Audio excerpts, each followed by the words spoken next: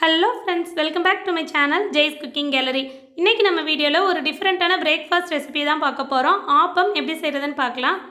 அதுக்கு இன்னைக்கு 400 கிராம் அளவுக்கு இட்லி அரிசி சேர்த்துக்கிறேன். இத காப்படி மெஷர்மென்ட்னு சொல்லுவாங்க. இது 400 கிராம் கரெக்ட்டா இருக்கும். இதுல 400 கிராம் இட்லி அரிசி சேர்த்திருக்கோம். 400 கிராம் பச்சரிசி சேர்த்துக்கிறோம். இந்த 800 கிராம் அரிசிக்கு 100 கிராம் அளவுக்கு உளுந்து சேர்த்துக்கலாம்.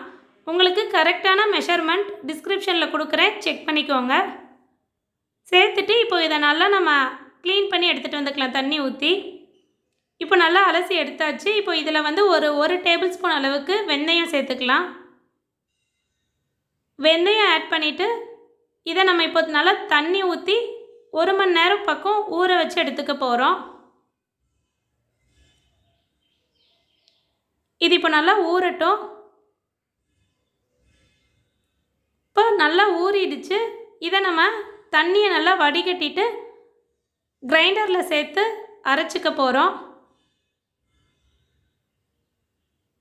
இட்லி மாவுக்கு அரைக்கிற மாதிரி நல்லா அரைச்சி எடுத்துக்கலாம். இப்போ நம்மளுக்கு மாவு ரெடி ஆயிடுச்சு. இப்போ நாளைக்கு நம்ம செய்ய போகிறதா இருந்தால் இன்றைக்கி இந்த மாவை அரைச்சி வைக்கணும். இட்லி செய்கிற மாதிரி தான்.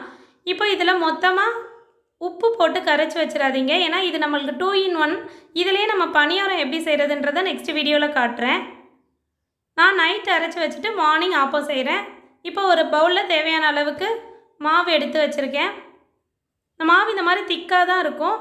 இதில் நம்ம இப்போ கொஞ்சமாக சோடா உப்பு சேர்த்துக்க போகிறோம். பேக்கிங் சோடா, சோடா உப்பு, ஆப்ப சோடா இந்த மாதிரி சொல்லுவாங்க இல்லையா, அதுதான். இதை கொஞ்சமாக தண்ணி சேர்த்து கரைச்சி இதில் ஆட் பண்ணிக்கலாம். ஆட் பண்ணிவிட்டு இதை இப்போ நல்லா மிக்ஸ் பண்ணிக்கோங்க.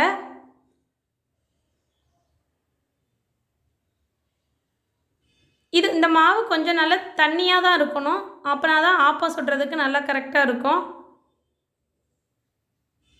இதில் இப்போது தேவையான அளவுக்கு உப்பு ஆட் பண்ணிக்கலாம். நம்ம இன்றைக்கி தேங்காய் பால் ஜீனி வச்சு தான் சாப்பிட போகிறதுனால உப்பு ரொம்ப கம்மியாக சேர்த்துக்கிறேன். சேர்த்து இதை நல்லா மிக்ஸ் பண்ணிக்கலாம்.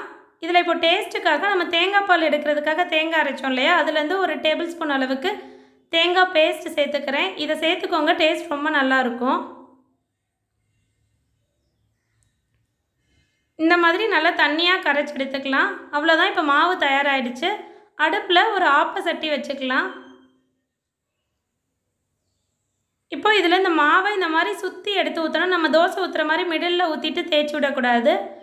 இப்படி ஊற்றிட்டு நம்ம இந்த அளவுக்கு இதை ரொட்டேட் பண்ணணும். அப்போ அந்த மாவு எல்லா சைடும் இந்த மாதிரி ஈவனாக ஸ்ப்ரெட் ஆகும். அப்போ உங்களுக்கு கார்னர்ஸ்லாம் ஒரு மாதிரி ரொம்ப தின்னாக கிறிஸ்பியாக கிடைக்கும். நடுவில் ஃபுல்லாக நல்லா சாஃப்டாக ஜூஸியாக இருக்கும். இப்போ நம்ம கொஞ்சமாக எண்ணெய் சேர்த்துக்க போகிறோம். உங்களுக்கு வேண்டாட்டி ஸ்கிப் பண்ணிடலாம். எண்ணெய் கண்டிப்பாக சேர்த்துக்கணும்னு இல்லை. இப்போ ஒரு லிட்டு போட்டு நல்லா வேக வச்சு எடுத்துக்கலாம். இப்போது ஒரு 2-3 மினிட்ஸில் இது நல்லா ரெடி ஆயிடுச்சு. அவ்வளோதான், நம்மளுக்கு சுவையான ஆப்பம் தயாராகிடுச்சு. இது நீங்கள் கறி குழம்பு இந்த மாதிரி காரமாக அதை செஞ்சு கூட சாப்பிட்டுக்கலாம். அது கூட நாங்கள் இன்றைக்கி தேங்காய் பால் ஜீனி வச்சு தான் சாப்பிட போகிறோம். இந்த ரெசிபியை கண்டிப்பாக ட்ரை பண்ணி பாருங்கள். ட்ரை பண்ணி பார்த்துட்டு உங்களோட கமெண்ட்ஸ் அண்ட் ஃபீட்பேக்ஸை மறக்காமல் ஷேர் பண்ணுங்கள். இந்த வீடியோ பிடிச்சிருந்துச்சுன்னா லைக் பண்ணிவிட்டு மறக்காமல் நம்ம சேனலுக்கு சப்ஸ்கிரைப் பண்ணிக்கோங்க.